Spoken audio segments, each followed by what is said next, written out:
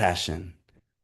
Just do it. Go get it. All these things, you just gotta hustle, work hard, and you'll be a hard achiever. You can do anything that you want, and it's super encouraged by passion. But actually, this passion, in Bhagavad Gita, does anyone know the result that comes from acting out of passion? It's the one symptom. How does one feel? What's that? No, no, not empty. That's tamas. That's the ignorance. Complete ignorance, you'll just feel empty. Passion, you'll feel miserable. So when you see the Nike symbol, Nike stock has fallen tremendously, maybe because it's been exposed. But the Nike symbol and their slogan, "Just do it," you can spread another slogan, "Be miserable," because that's actually what happens when we get very passionate and we chase our dreams in this world. So actually, the Bhagavatam will explain a little bit about that today. And that's why it's amazing to constantly hear the Bhagavatam, because if we hear this amazing message and the amazing commentary of our divine Acharya, A.C. Bhaktivedanta Swami Srila Prabhupada, we can be saved from doing what everyone else is doing and save ourselves from the slogan of be miserable, because we don't want to be miserable. Do you want to be miserable? No, that's against everyone's interest, because everyone is doing everything they're doing. Why? Yeah, they're looking for happiness. But they don't know that, oh yes, actually everything, if someone told you, no, you can't get happiness over there. All you can get is misery. You will not go. So this is what Bhagavatam is telling us. So that's why we should pay attention. So before we actually read the Bhagavatam, let's do a Mangala charm. Maybe Parth, you can share screen.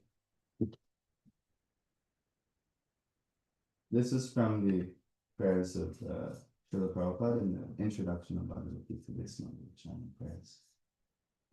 They all can be a whole class on each prayer themselves, but we stick to Bhagavatam today.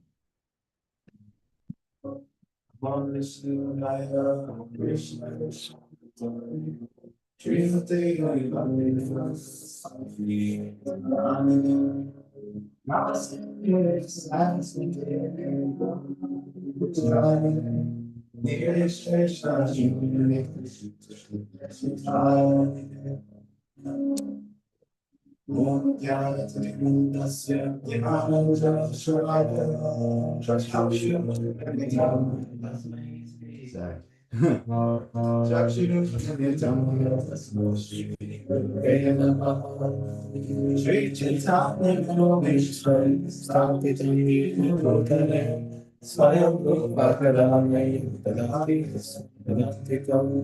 Vandeham Shri Guru Shri Yuta Padakam Guru Vaishnavasya Shri Rupam Sakashata Sankara Raghunath Talita Tam Sajiva Advaitam Savadutam Varinasritam Krishna Chaitanya Deva Shri Radha Krishna Pada Sarvana Lalita Shri Vishakam Vitasya Hare Krishna Karuna Sindhu Deenabandhu Jagatpate Gopesha Gopika Kanta Radha Kanta Namostute Rapta Kanchana Gaurangi Radhe Vrindavaneshwari Vishabhasute Devi Pranamami Hari Priye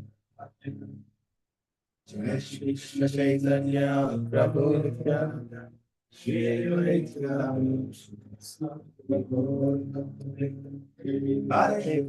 Hare Krishna Krishna Krishna Hare Hare Hare Rama Hare Rama Ram Hare.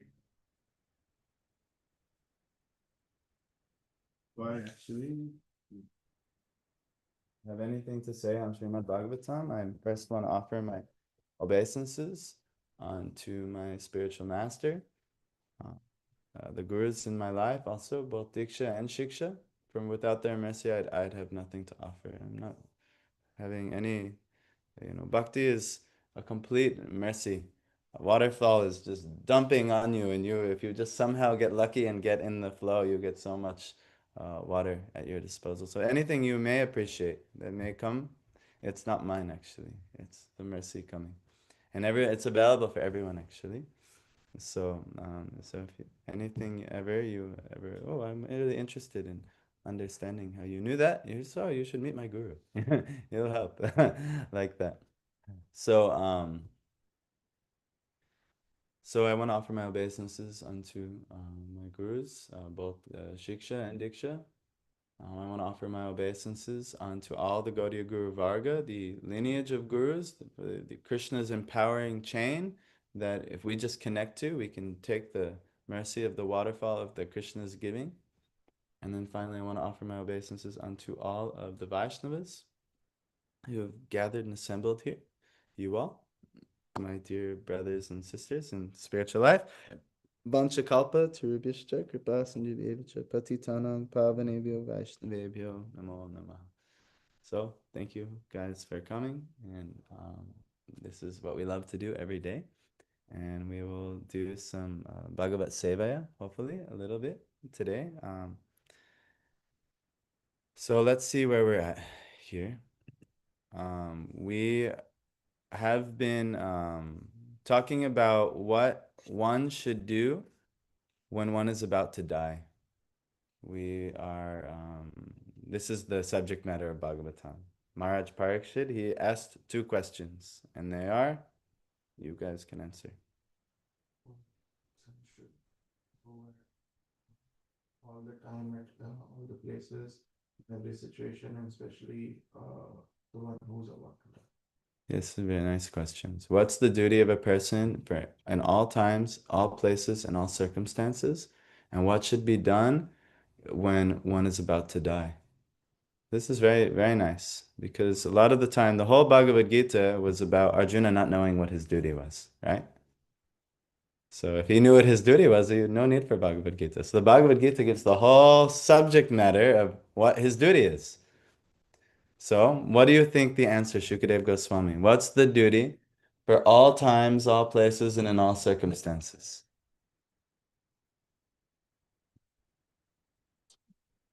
That's one of the duties, yeah. What else? Nope. Chanting is in there. What's the duty for all times, all places, and all circumstances? Remembering Krishna is the foremost duty. All of Krishna consciousness is following two rules. Always remember Krishna and never forget him. It's really one rule. Always remember Krishna. But the problem is, it's not easy to remember Krishna. So we need to chant. We have to practice mantra to free our mind from everything else and call upon the names of Krishna. And in order to be inspired to do that, we have to hear. Yes. You will not chant if you don't hear. If you don't get inspired through hearing from sadhu, you'll not chant. You'll eventually get lost, or you'll just chant and eventually just chant and scroll, and then mostly scroll, and then you'll get lost in the material world. You won't take up this process.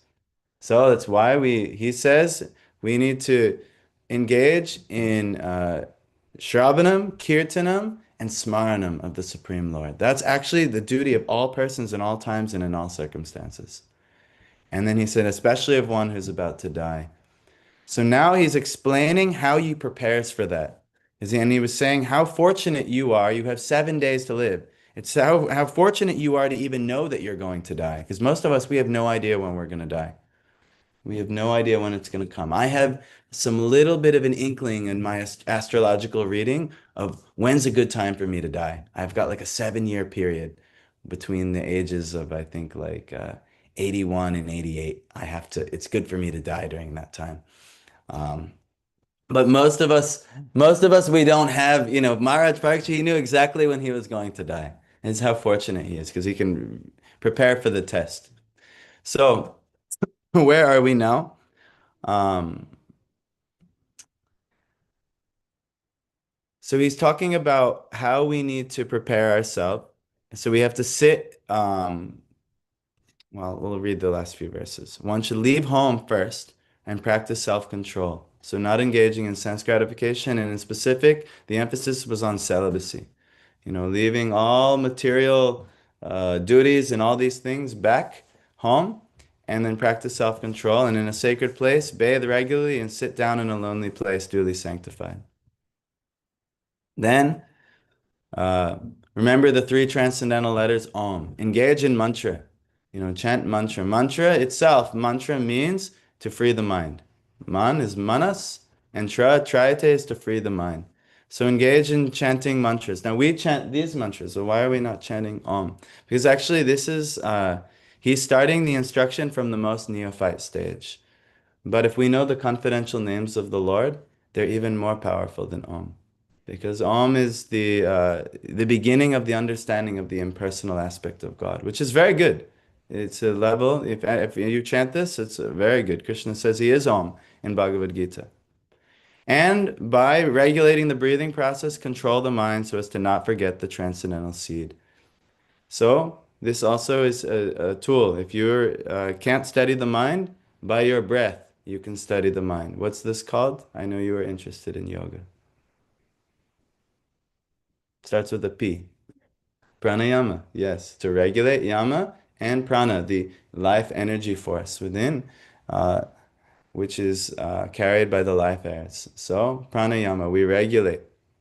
So as gradually as the mind becomes progressively spiritualized, withdraw it from sense activities. So now you're not taking your consciousness outside. I have to do this. I have to do this. We run around all day like this. No, bring it in. There's a whole landscape internally of reality, actually. And bhajan only happens here. Your practice of bhakti, your deep practice, it really only happens there. And even when you do something outside, Parth gave a nice class yesterday, how Krishna talks about the tortoise. We should be like the tortoise, withdrawn, and we come out to express to only do that which is important for bhajan, and then we stay withdrawn again. So this is the duty of an intelligent person. So by intelligence, the senses will be controlled if you keep your senses inward and regulate through pranayama and mantra.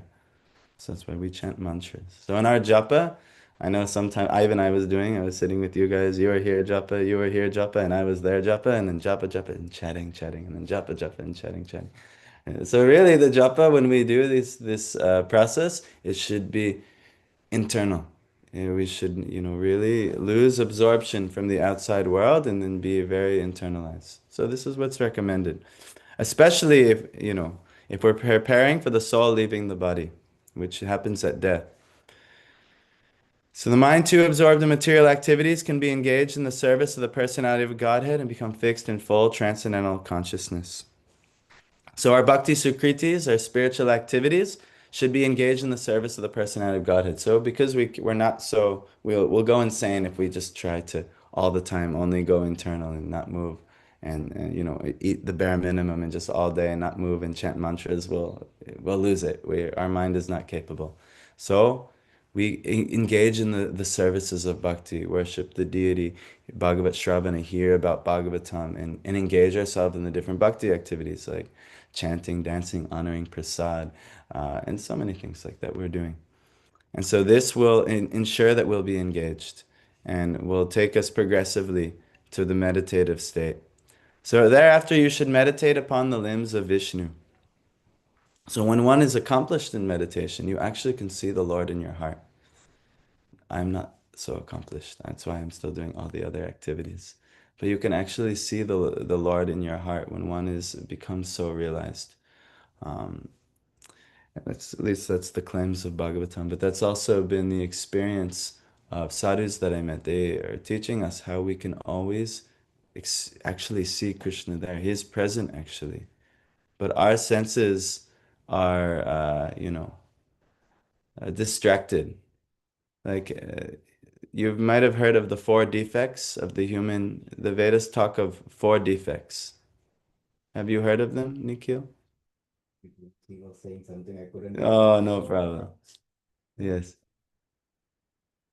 The four defects. In the beginning of Ishopanishad, Prabhupada he writes in his commentary that there's four defects of the human being.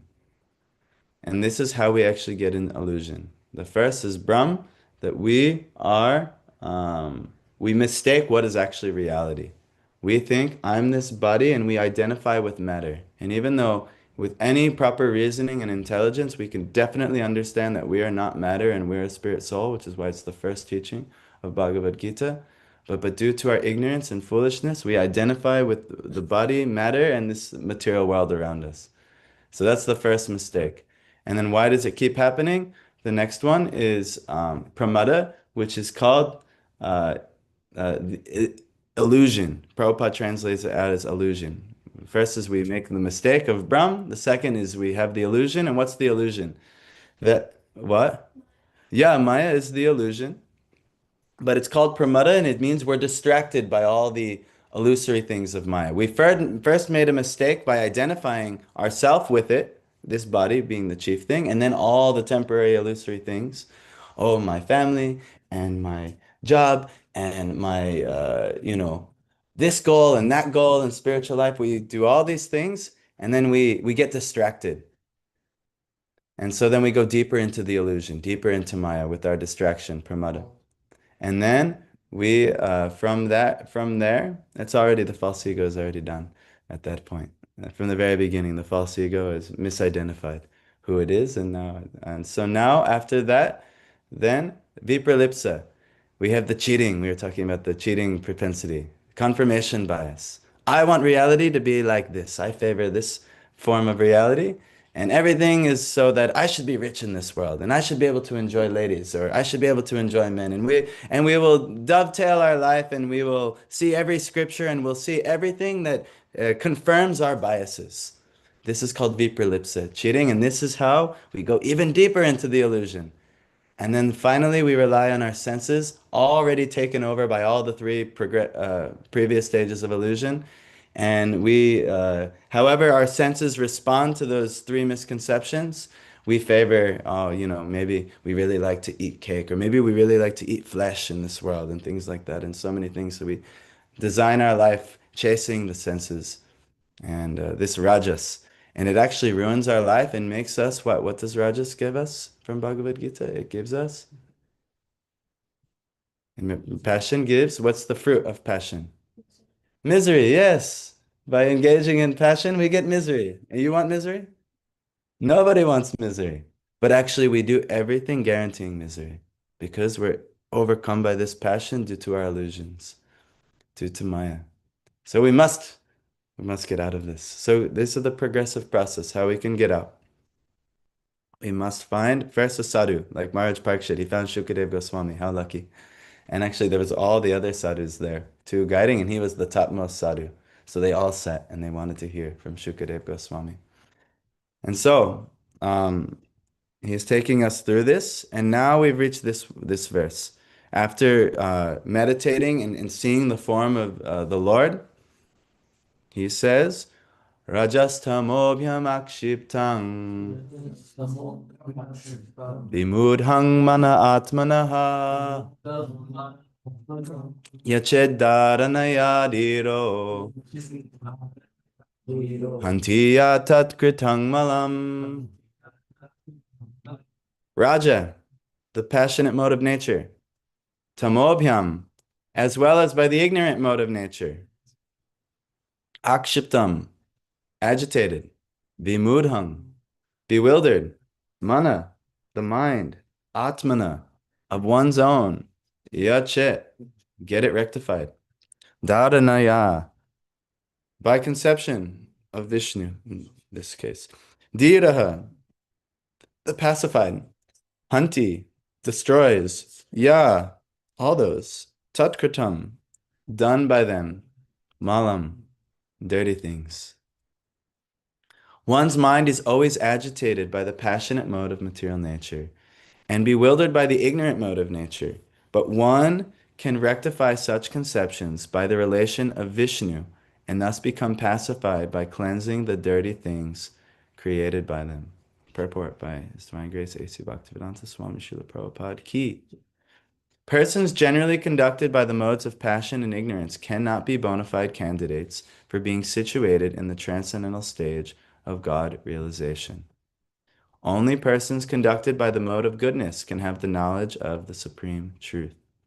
This is why in Bhagavad Gita, the last four chapters are all about how to be situated in the mode of goodness and not to be situated in the modes of passion and ignorance. So we should learn these things. Have you guys read Bhagavad Gita? You are reading? You read all of it? Oh, also, you need to. You read all of it? My goodness. You read all of it, right? Yes. You read all of it, yes. Yes. So we should go and last four chapters of Bhagavad Gita, very important, how to situate ourselves in sattva and eliminate situating ourselves in rajas and tamas. Because from there we can't really have the transcendental platform, which is given by bhakti. So, um, So only persons conducted by the mode of goodness can have the knowledge of the supreme truth. Effects of the modes of passion and ignorance are manifested by too much hankering after wealth and women. Now, understand this is from the perspective of the man, you know, but it could be opposite for the lady, wealth and men, or wealth and, it could maybe, chasing relationship like that. So, hankering after wealth and women. And those who are too much after wealth and women can rectify their leanings only by constant remembrance of Vishnu in his potential impersonal feature. Actually, you know that this is what the meaning of Hiranyakashipu is. His name is wealth and women, practically. Hiranya is gold, wealth, and Kashipu is comfortable bedding, which is to be enjoyed between man and woman. So this is the name of Hiranyakashipu. And so Nrsingadev, when we pray, and is to slay this nonsense desires, these illusory desires. They are conducted by the modes of passion and ignorance. So who wants wealth? No, no one wants wealth in this world? Okay, so you just work for free for the rest. No, no, this is the leaning of all of us actually in this world. If we have even a little bit affected by Rajas and Tamas, we're chasing wealth. I see you guys, especially our Indian students, you guys work super hard for the promise of wealth. Also everyone in this world, we're chasing. But this is not wise. It will guarantee us misery, actually. Chasing wealth. They say the Western axiom, more money is, oh, you guys are all Indian. You might not know the Western axioms. But more money means more problems. More money means more problems, usually. So, like this. So yes, you have to have enough for basic survival. It says in Srimad Bhagavatam, wealth should only be used to maintain one's body and soul. That's all. That's the use of wealth. Have enough? No more. You don't need any more than just I'm maintained. I have a spiritual life. It's all good. I can maybe even use whatever excess is there and I can help others in the world and things like that, the devotees and things. That's what wealth should be used for. But we hanker for more and more and more, and then we get misery as a result.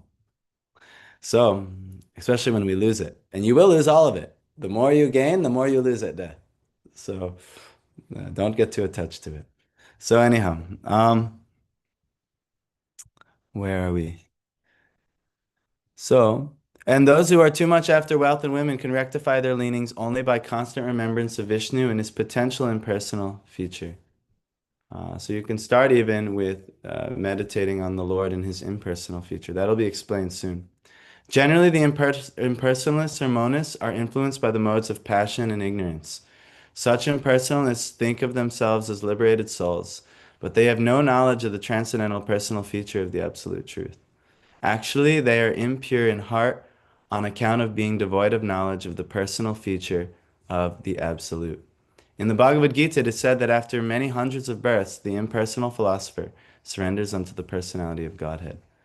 To acquire such a qualification of God realization in the personal feature, the neophyte impersonalist is given a chance to realize the relation of the Lord in everything by the philosophy of pantheism. So we should understand that Krishna is Rasabdhim. He's the ocean of ras, meaning he's the ocean of relationships, meaning there is a personality behind reality.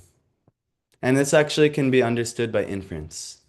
You know, you might not be able to see it directly. Yes, I've captured with my 0% limited senses your personality. But you can just by inference, by seeing, like how did we all get personality? Who shaped our personality in our lives? Experiences, but also often coming from other personalities. Yeah, it's like it's even psychologically proven that most people are the the sum and substance of what was taught to them the first 7 years of their life. So heavily by the parents, actually. And I'm even seeing now as I'm getting older and I criticize my mom and dad. I'll never do that when I'm getting older. And now I'm doing all the things that my mom and dad do. And I'm like, oh my God. And my wife notices I'm doing, and then I notice her. You're just like your mom and you're just like your dad. And then you're pointing fingers back and forth at each other. But this is actually, this is how personality gets transferred. So if now we have a chain of personalities, imagine it's like a train and we see, oh, here I am in this train and I'm being pulled by some other personalities, my parents, and they were being pulled by personalities and they're being pulled. So what can we infer? If you see a moving carriage and you might not see the end of the carriage, you ever go let a train pass you and you can see it's moving all the way down, but you can't see the beginning of the train? But what can you infer by all the moving carriages? Yeah, there must be a locomotive pulling all of them. So this is the fatal mistake of impersonalists, and this is the fatal mistake of materialists who think that consciousness comes from matter, like most of the scientists they believe today. Is then how? How can, if personality comes from personality and personality, or if Prabhupada writes a book, life comes from life, how then can there not be a chief personality pulling the actually all you can infer that there must be at one point an independent personality. That's all that can be inferred from that. If life comes from life, if personality is influenced by personality and influenced by personality, there must be an independent personality that is pulling the locomotive. That's the only thing that you can infer. Actually, for every aspect of life. That's why God is the only logical conclusion with inference. There is no other thing, but our scientists are so foolish. Why? Because they're overcome by vipralipsa. For instance, Charles Darwin, he was, um, really interested in promoting the theory of evolution. And the theory of evolution has so many holes, it's crazy, actually. But, so you might know because you are a scientist. So the theory of evolution, but what it was proven is that his main, because he didn't propose the theory on his own, he had a team. But his main teammate, he was expressing in his writings how excited he was for the theory of evolution to take hold, because when it takes hold, we can finally be free from the dogmas of the Catholic Church in regards to sex life. What he wanted was to be sexual libertine. He wanted to be a sexual libertine and be able to enjoy sex life not under the crushing societal grip of the Catholic Church. So his bias led him to see they were seeing all things, and actually it was proven they also forged there's very famous, they're still in the textbooks today, which is nonsense, but this is the flaw of the human errors. But anyhow, they forged a lot of the first little, what are they called? What's it when a fetus is growing? A little baby embryo, yes. They forged all of the embryos to look like they were common, but actually they're the drawings of the embryos, but actually they were far different than what he was saying to promote his theory, And also it was big bucks. They were going to get big bucks for, coming up with such a revolutionary theory. So, the cheating propensity is there. So anyhow, there must be, though we should understand, we can infer there must be, because we're personalities and we're influenced by other personalities, there must be a chief personality. It must be understood. But in all of the yoga processes, they somehow come to the conclusion that yes, this personality is there, but I'm the supreme personality. It's the ultimate narcissism. I can meditate and realize that I am God. Yes, that's the last snare of the false ego. That I'm the controller, I'm the enjoyer. Then how did you get bewildered by illusion? How could there be something more powerful than you? The Vedas say we're absolutely not. We are not the supreme person. Like maybe a Sadguru might tell, or some other false guru might tell. But um, anyhow, we may have to struggle with that until we have someone speak some good sense into us. So anyhow, let's finish here. Pantheism in its higher status does not permit the student to form an impersonal conception of the absolute truth, but it extends the conception of the absolute truth into the field of the so-called material energy. Everything created by the material energy can be dovetailed with the absolute by an attitude of service, which is the essential part of living energy. The pure devotee of the Lord knows the art of converting everything into its spiritual existence by this service attitude, and only in that devotional way can the theory of pantheism be perfected. So pantheism is like seeing God in the material nature.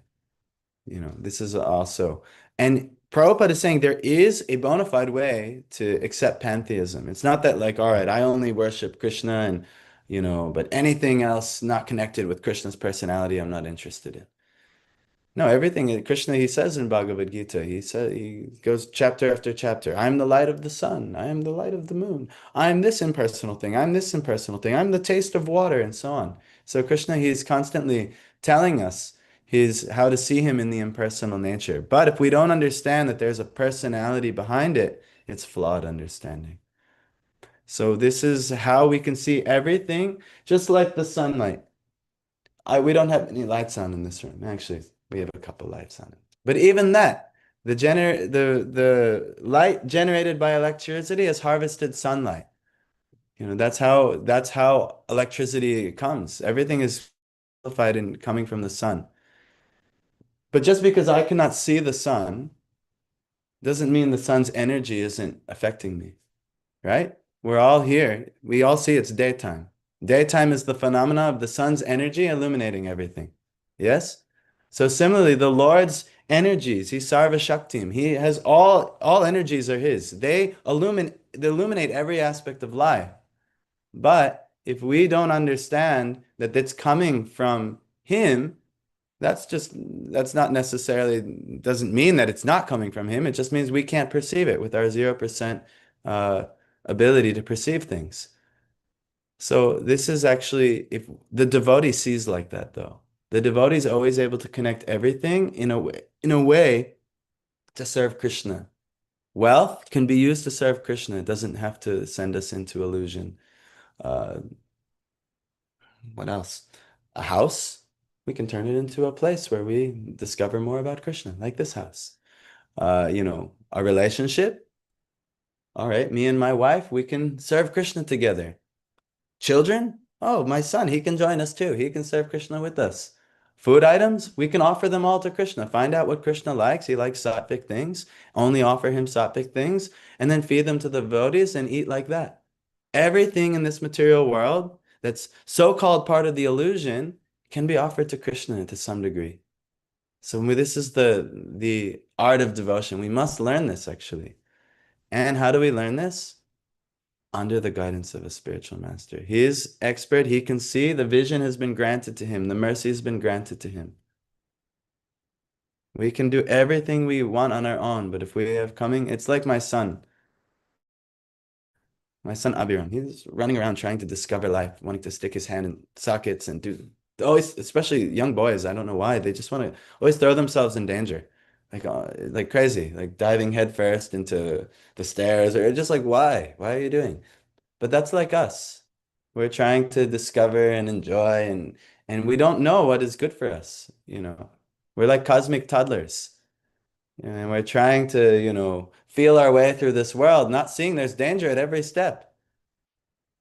But parents who are watching the toddlers, no, oh my God, you can't go there. No. So we have divine guidance and the spiritual master, because they have experience, they can see, they can pull us away. Don't do that. Don't accept this thing. It looks good from your angle, just like some shiny electrical outlet might look good to my son, but it's not good in there for him. So we might know, we don't know, some job, some this, some that. We might think this looks good on paper, everything looks good. But if we don't have the blessing of the spiritual master, we don't know. It could be horrible. It could be horrible. So anyhow, um, we didn't read so much Bhagavatam today because I had to spend so much time setting up for you guys. But this is why we read Bhagavatam every day. It's very helpful. It'll pull us out of ignorance, and it should be done under the guidance of sadhus. So my whole final plea is search out sadhus in your life. Realize this is the topmost thing. If you want to spiritually advance, search out sadhus in your life. You might not be able to find the so-called spiritual masters so easily, but you can find somebody who is more elevated than you and they'll help you. And they probably are connected because the only way they can get more elevated is they get connected to, and they can help connect you to a spiritual master. So like this, seek out sadhus in your life and you'll be successful. If you try to go alone, you'll keep getting shocked by different electrical outlets in this world and you'll keep finding yourself in trouble. And so the devotee is Vanchakalpa Tarubhyascha, Kripa Sindubhya. They're like oceans of kripa, oceans of mercy. So they don't want to see people sticking their fingers in electrical outlets. So they're always trying to help them. Saying, no, no, no, please. I know you guys have so many things, but please just take the time to do the topmost duty for all times, all places, and all circumstances. Engage yourself in hearing, glorifying, and remembering the Lord. And then everything will be fulfilled. Like pouring the water on a tree. If you just water the root, everything will get nourished. The human life is about this thing. You're connected to God. There's a personality that is your origin, and you are connected. You're Anu. The soul is described as Anu. Anu means to follow. Like under Anugatya, it's under following, under your group, your guru. So we are to follow the Lord, not try to be the Lord, not try to enjoy and control. So you do that under the guidance of sadhu. So my humble request before we do kirtan and open the deities is that you figure out in your life, how can I get closer to sadhu? And if you need help, we're happy to help here at the ashram. We can always help you guys in whatever capacity we can. Thank you so much. Hare Krishna. And Grantharaj Srimad Bhagavatam Ki Jai.